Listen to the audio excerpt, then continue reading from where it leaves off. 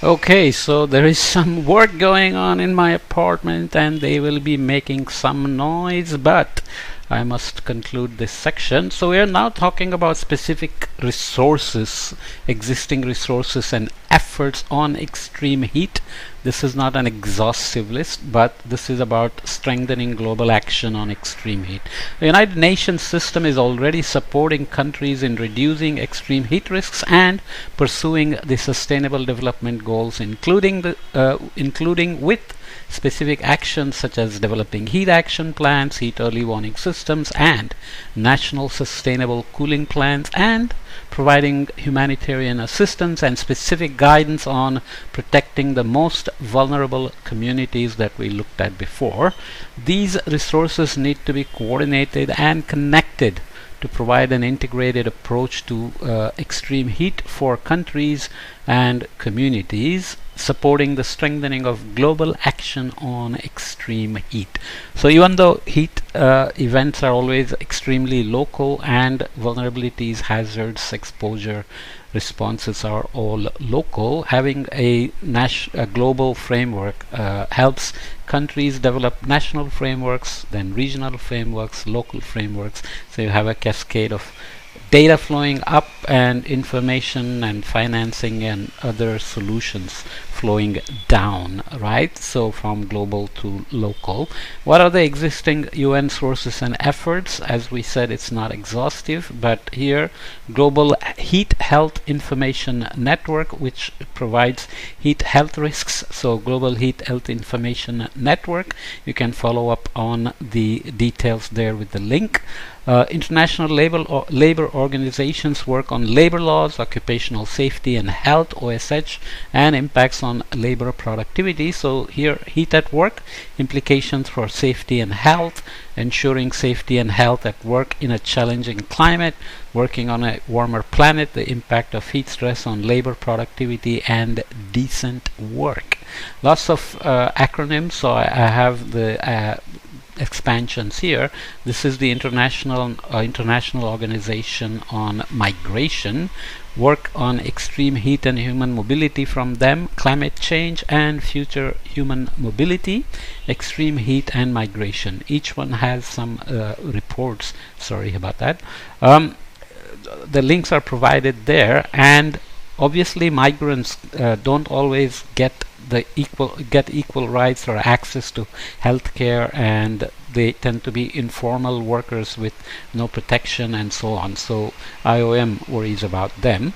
OSHA and IFRC are the Organization for Coordination of Human Affairs, and the this is the Red Cross and Red Crescent Federation High Commission. So joint report they produce on extreme heat and humanitarian action. So extreme heat, preparing for the heat waves of the future.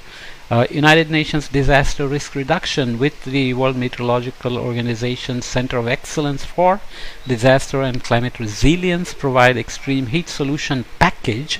That's a consultation workshop report, which is an excellent resource as well. Then you have UNDRR's work on heat and disaster risk reduction, so innovating heat and wildfire governance, climate action and disaster risk reduction, excellent resources. United Nations Environmental Project work on cooling plans and sustainable cooling. So Cool Coalition, flagship resources, National Cooling Action Plan methodology, Global Cooling Watch report, keeping it chill. How to meet cooling demands while cutting emissions. This is critical as global warming continues to accelerate. Beating the Heat, a sustainable cooling handbook for cities. Urban hotspots are always important. And there is ozone action plan as well. Climate and Clean Air Coalition produces incredibly good data and info brochures. They have cooling solutions report as well, which is worth looking up. Model regulation guidelines, United for Efficiency from UNEP is also an excellent resource. Coming back to UNHCR's work on impact of extreme heat on refugees. So moving from reaction to action. Typically, refugee crises explode when there are conflicts, armed conflicts, climate impacts, and so on. So climate displacements are becoming big now, and they of course put a lot of pressure on resources, especially when they are moving from a poorer country to a developing country and so on. UNICEF's work on heat exposure for children and on protecting pregnant women and children from extreme heat. They have reports on the coldest year of the rest of their lives, protecting children from heat stress. A technical note: World Health Organization's heat and health work streams, heat and health in the European region, and checklists to assess vulnerabilities in healthcare facilities in the context of climate change. You can imagine that's very useful. I have some drilling going on. I have some leakage from my bathroom to the apartment downstairs, so they have to close it up, but I have to keep going here. WMO WHO joint work on climate and heat services for health has heat waves and health guidance on warning system development, which I should probably report somewhere, but another day.